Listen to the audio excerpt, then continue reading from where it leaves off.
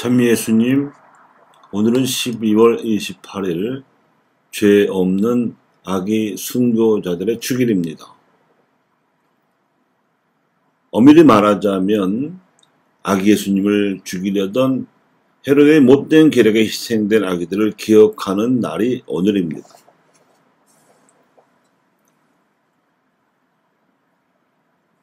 구세사에서 이런 일은 또 있었습니다. 아주 먼 옛날 이집트에서도 못된 파라오가 히브리인들의 인구가 늘어나는 것이 두려워서 히브리인 가정에서 사내 아기가 태어나면 모조리 죽이라고 산파들에게 명령했습니다.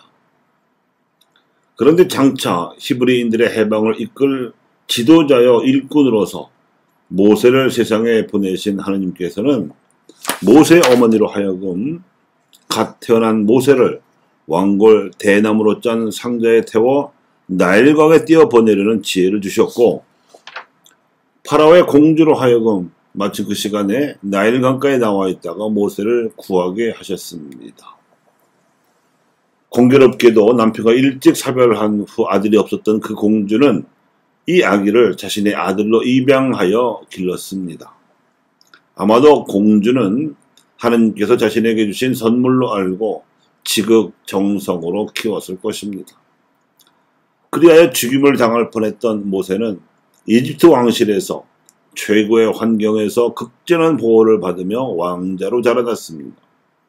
그 후에 출생의 비밀을 우연히 알게 된 모세는 미디안 광야로 추방당해서 양치기로 지내다가 하느님께서 동족을 이집트에서 탈출시키라는 소명을 받고 이 소명을 죽을 때까지 성실하게 수행하였습니다.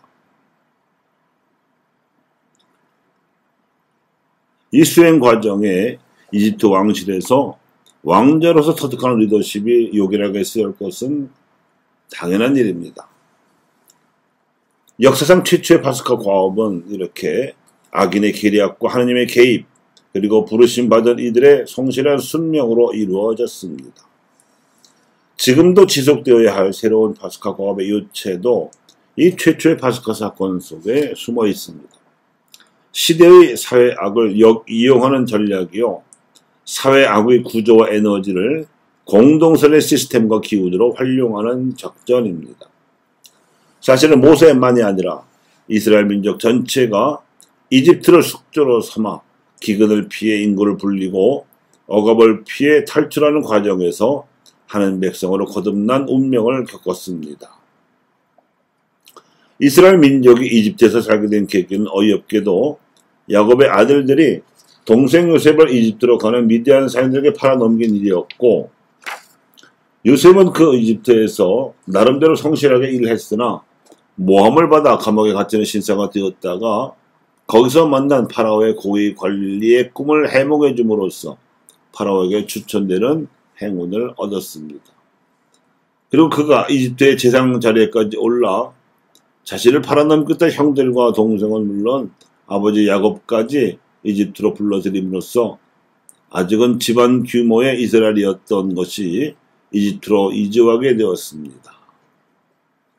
요셉이 자신의 일가족을 정착하게 한 땅은 이집트에서 가장 비옥한 곳 중에 하나인 나일강 하류의 고센이었습니다.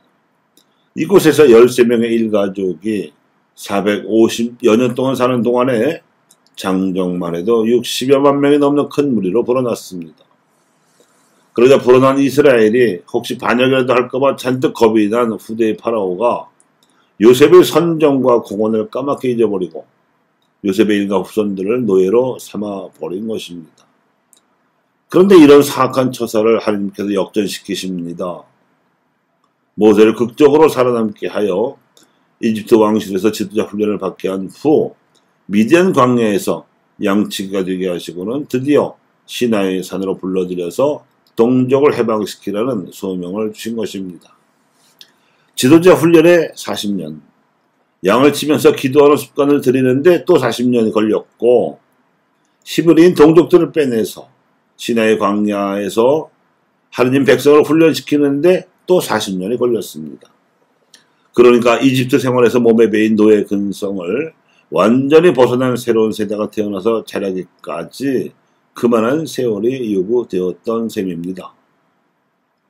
오늘 복음에 나오는 대로 죄 없는 아기들을 무차별 학살한 헤롯의 끔찍하고 잔인한 계략을 피해서 천사가 요셉에게 알려준 계획도 역시 이집트로 빛이 나는 것이었습니다. 그리고 헤로다가 죽고 나서야 천사는 다시 요셉으로 하여금 이스라엘의 갈릴레아로 돌아가도록 알려주었습니다. 이렇게 해서 예수님께서는 아기 시절부터 민족이 겪었던 파스카 경로를 압축하여 학습하신 셈입니다. 그리고 공생활 내내 더욱 보편적인 규모로 그리고 더욱 영적인 깊이를 더해서 모든 민족이 죄의 종살에서 벗어날 수 있도록 제자들을 훈련시키시고 사도로 양성하셔서 교회를 세우셨습니다. 그러므로 교회는 예수 그리스도께로부터 부여받은 본연의 사명인 파스카 고함을 수행해 나가는 데 있어서도 시대의 사회학을 역이용하고 사회학의 구조와 에너지를 공동선의 시스템과 기운으로 변화시키는 기본 전략은 유효하기 때문에 이를 잘 활용해야 합니다. 어느 시대 어느 사회에서나 악인들은 잔머리를 굴려서 하나님의 계획에 맞서려 하지만 그러면 그럴수록 악인들의 계략은 천사들의 개입으로 멋지게 역이용당하고 악인들이 세워놓은 사회학의 틀이 오히려 공동선을 키우는 요람이 됩니다.